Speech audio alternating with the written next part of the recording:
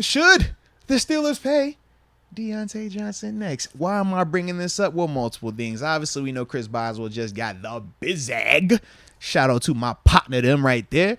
But more importantly, when we talk about the wide receiver market, we had another wide receiver who is in the same class. Yeah, DK. I don't know if we talked about him, did we? Shoot, we did not talk about DK. You're right. DK and Deebo. DK and Deebo got paid recently. Yes, yeah, because DK, was that Friday for his? It was like Thursday or Friday time for. He got 3 for, was it 72? Basically the same deal. Yeah, basically, yeah. He got 3 for 72, and then Deebo Samuel just got paid. Was that 2 days ago? He got 3 for 73 with 58.1 guaranteed. So, as we said we were going to do, and every time one of these receivers that we view Diontae in their class of play, productivity, age group, it's like, yeah, we're going to talk about it again because these numbers do impact Diontae Johnson.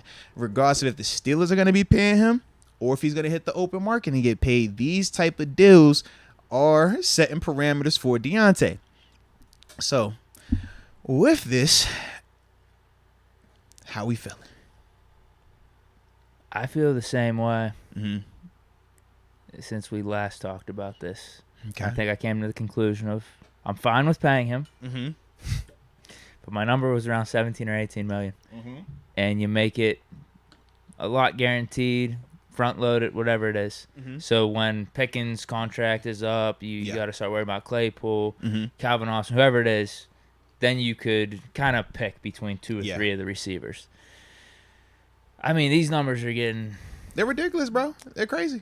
I love it. But it's... Are we shocked? Get paid. We can't be shocked with these contracts because this is just how the whole offseason's been going for the receivers. I love it, man.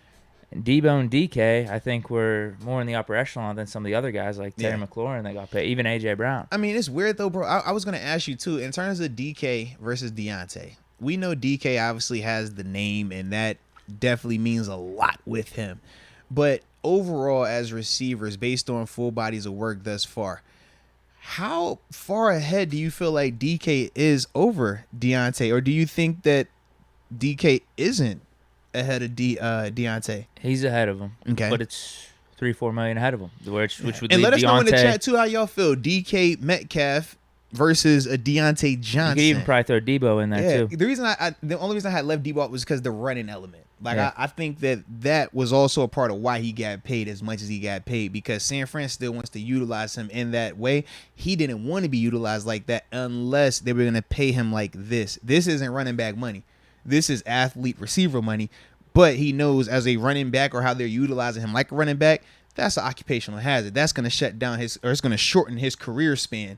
And he understands that. And I'm glad that he got taken care of the way that he did because of that. But that's why I didn't include him when I was talking about like DJ versus DK, because they're just exclusively wide receivers. I don't think Deebo Samuel would get paid like this if he doesn't have that running back element to his game. Whereas Diontae, he's a pure just receiver. You know what I mean? Like, that was like my thought process.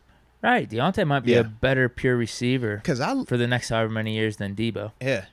And Deebo needs to be thrilled he got this deal done before this season, because with Trey Lance at quarterback and coming off the year that he did last year, I don't think it was going to be the same. So good thing he got this in. Hey, it might be a bad move for the 49ers, but it's like the same thing with all these other receiver deals. Like, what were you going to do? Are you going to trade them, have someone else come in that's a little bit more uncertain? Now, if you did it around the draft, I don't know. These rookie receivers look like studs, so maybe you could have pulled it off. But they waited, and nothing really happened.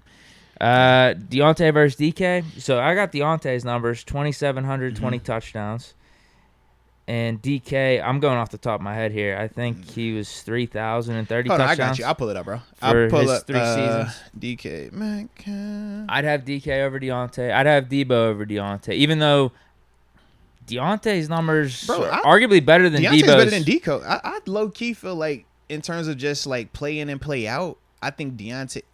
I'll wait for you. I'm sorry. I cut you off. I'm sorry. Well, I was just going to say with Deebo, the only thing as to why, or the only reason why his numbers are probably a little bit less than Diontae is because he missed games. Fair enough. In his second year. But he had the all-world, the all-pro season last year that Diontae doesn't have. And he had a solid rookie year, too. 802, 3 touchdowns, but only played in 7 games in 2020. That's why his numbers were down. But he was on a fine... Like, he would have had a solid season. Do me a So go back to Diontae. Yeah. We're just going to strictly go Diontae, and we're going to go Deke right here. Year by year, I just want to see something. Okay. Because, they both 3 years in, right? Yeah. I'm not tripping on anything. So 2019, how many targets Diontae have? What was his numbers that year? 92. Targets? Yeah, targets, receptions. Give me the yardage, touchdowns. Okay. Targets 92, 59 receptions. Okay. 680 yards, 5 touchdowns. And for DK, he had 100 targets, 58 receptions, 900 yards, 7 touchdowns. So better year for DK. We remember that was a big year for him. But we had Duck Mason. We did have Duck and Mason. You're absolutely right. He had Russ. He definitely had Russ. The yardage was the biggest difference. The touchdowns was 5 to 7, you said? Yeah. But the yardage was the difference. About 400 and you say he had 500 receiving, right? Or 600? 680. Oh, 680. Oh, excuse me. So it was actually closer. It was all-pro return, man, too, it was for almost Diontae. like 200. You're right. He did have the all-pro return. All right. 2020. Team. Let's go. 2020, what was he looking like? 144 targets, 88 receptions. Okay. 923 yards, 7 touchdowns. You want games, too, so he played 15 games, so he missed a game. Okay, perfect. All right, so for DK, so last year, or 2019, he 16 games, played all of them.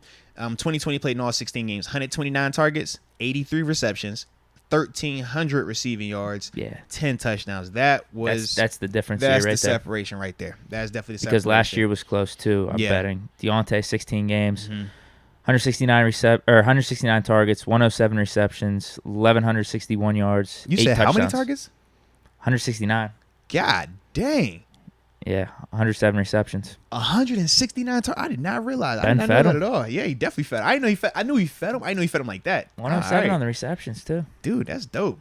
All right, so for DK last year, 17 games, 129 targets, 75 catches, 967 receiving yards with 12 tutties. Yeah. So that's a the fairly equal right year right there. DK had one more game, and they're different receivers. Yes, different style of receivers. Very, very different. The difference maker was that second year. Yeah, for sure. I did not realize that was that big of a year for DK. That's why we were talking about Claypool after that rookie year, making the DK type of jump. That's what we were hoping for. Yeah. You're absolutely right. And your friends came back, by the way. Yeah, I just wanted to let you know that I changed the page for a second to go and look for, these stats. And before I know it, all your little friends then pulled back up to the block.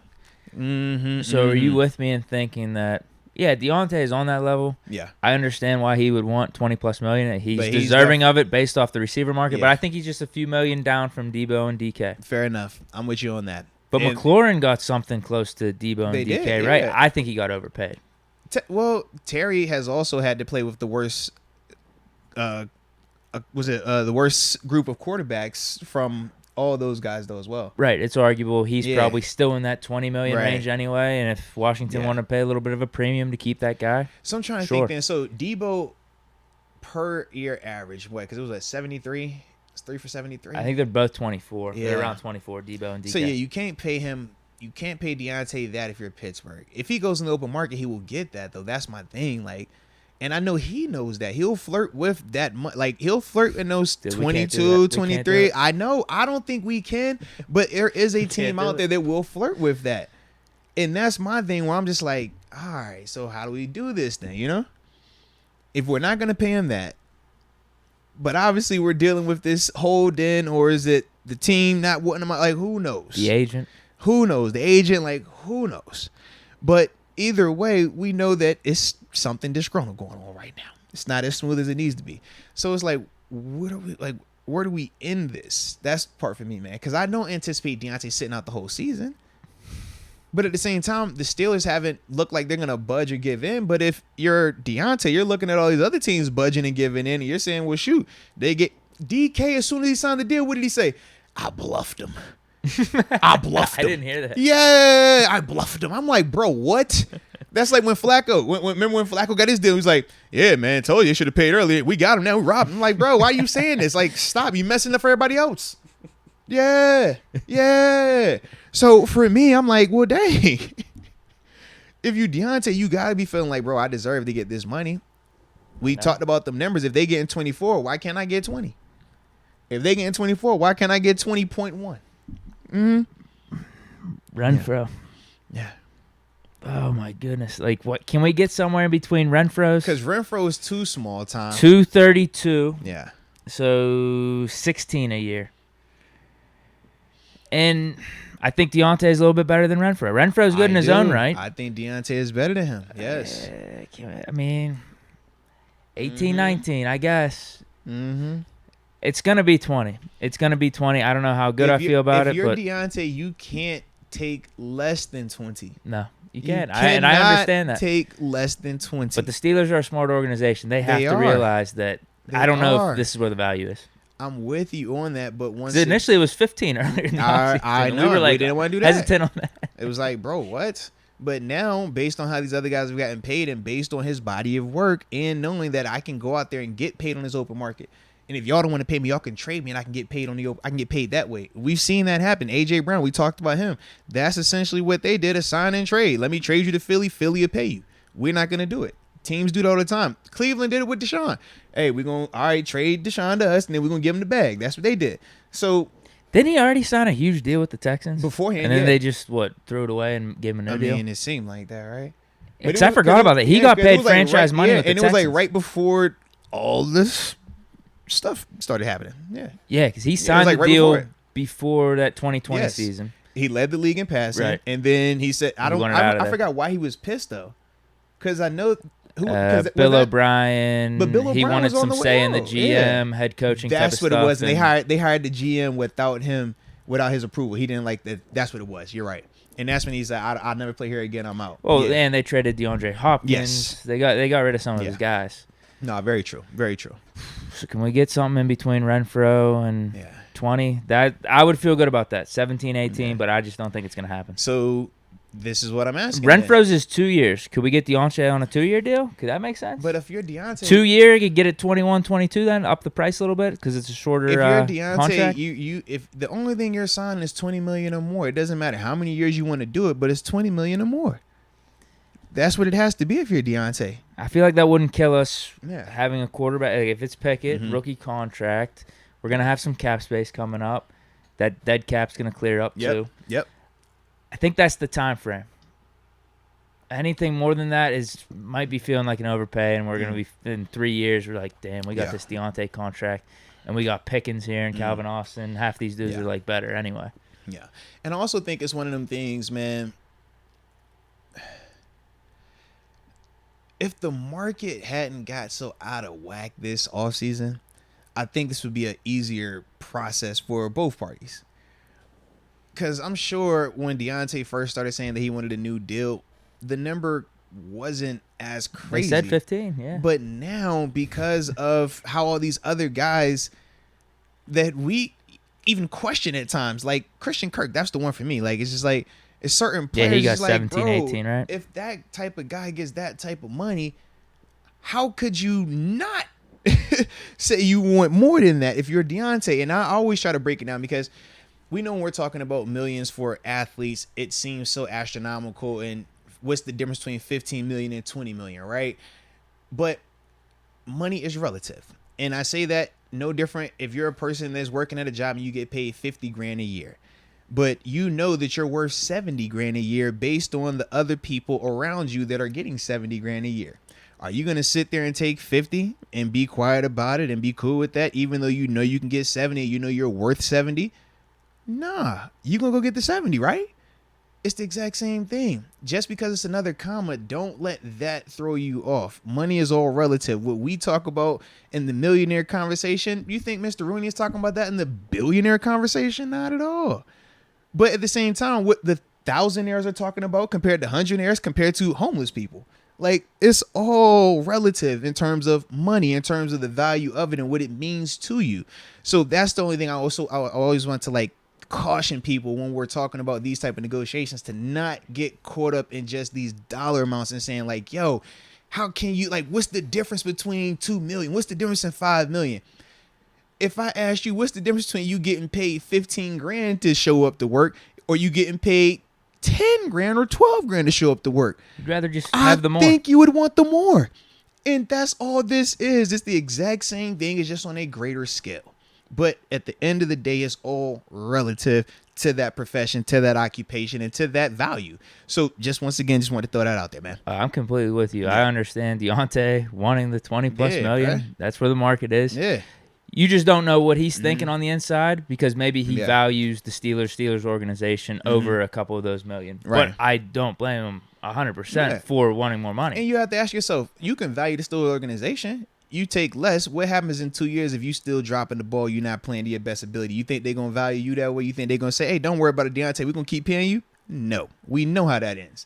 And we know with the fans, the same ones that are hollering, take less. Why you tripping? All that. Oh, don't do all that. Just go here. They'll be the main ones. The first ones talking about get them out of here. Cut them. So with that, if you know that that's going to be the case, that might be what you need. That might be why they want him to take less, though. You might be right? But either way, go get what you need, man. Go get what you need, man. Yeah.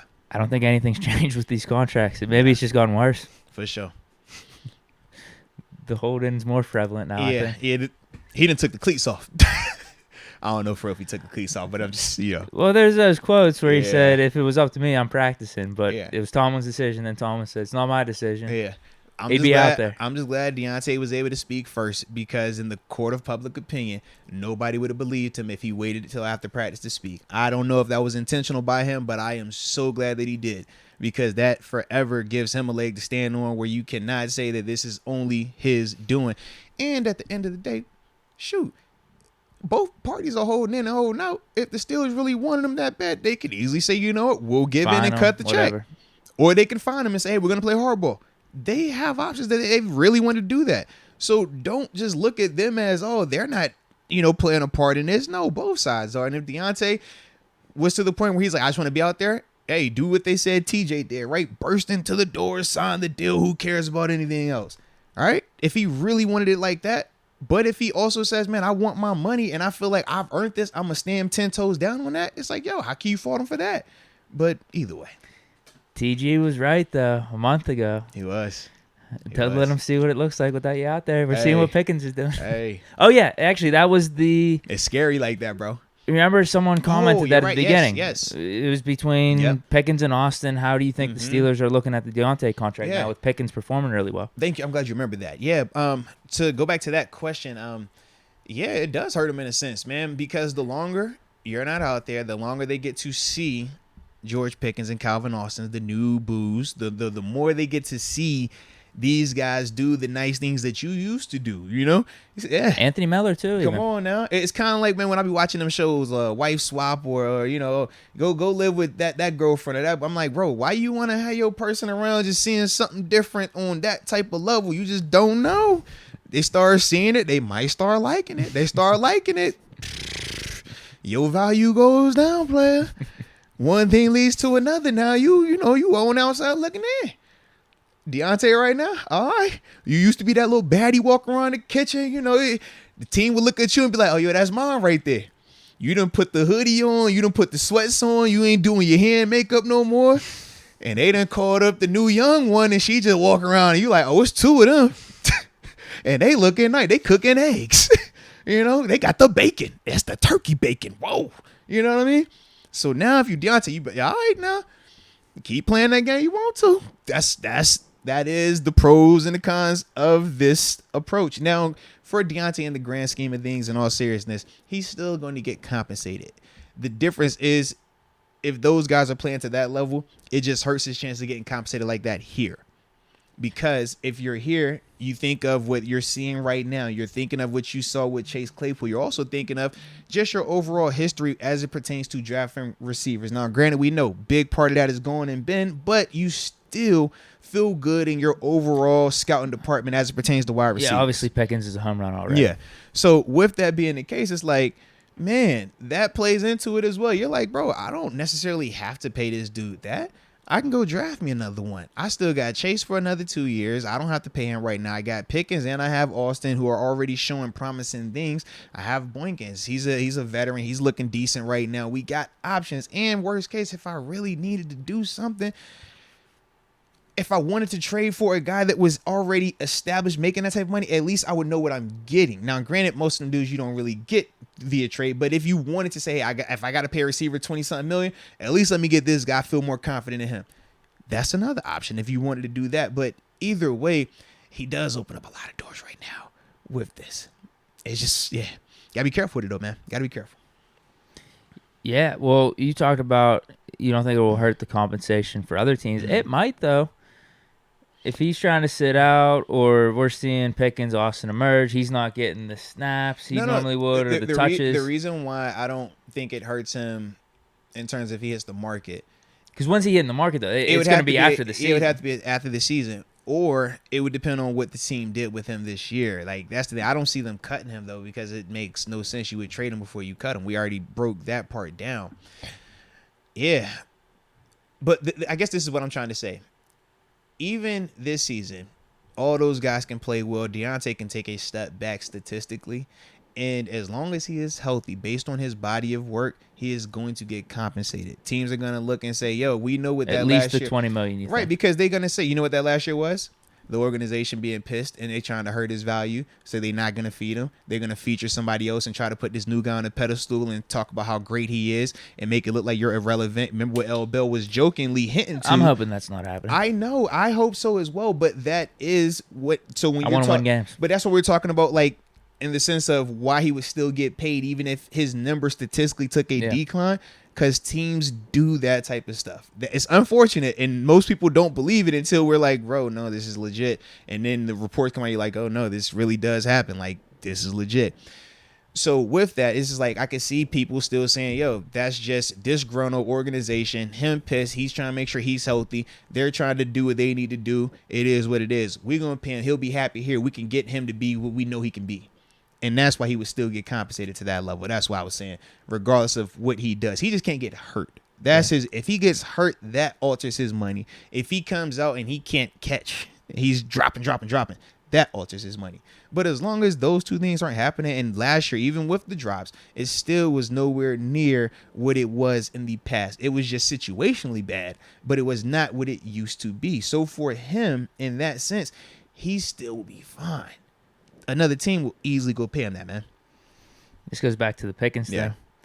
Diontae should consider building rapport with whatever quarterback's there, too, because right now... So you say, all right, you better get in that kid and start cooking, we telling him? Yeah, am I wrong? I mean, you're seeing Pickens. Look. You see how tall he is, and he's catching everything. I'm sure if it's a do-or-die situation, whoever it is, Mitch Mason, Kenny, 3rd and 8, I'm just going to throw it up to Pickens. Look, Diontae. George Pickens in there cooking bacon and eggs. It was Diontae with Ben. He was cooking bacon and eggs. That was with Ben, though. Listen, this what you got to do, Diontae. You go make a smoothie. You go smoothies and cinnamon rolls, all right?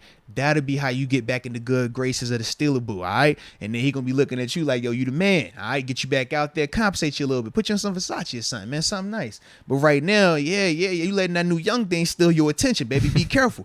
TG was right, bro. TG was right. TG told me that, man. I'll never forget that. Hey, bro, better be careful. Don't let them see you like that now. And you don't want them to see anybody else either. I was, you can't show them too much, but you also can't be out there not enough and show them something to let somebody else come in there. Yeah, you can't. Imagine if every day I'm walking around, I got my shirt off. It kind of loses flair. But when you take it off on the cast, all right. That's what I'm saying. You can't do it too much, but just enough. But you don't want nobody else showing it all the time either. You know what I mean? So got that fine balance, bro. Right. Yeah.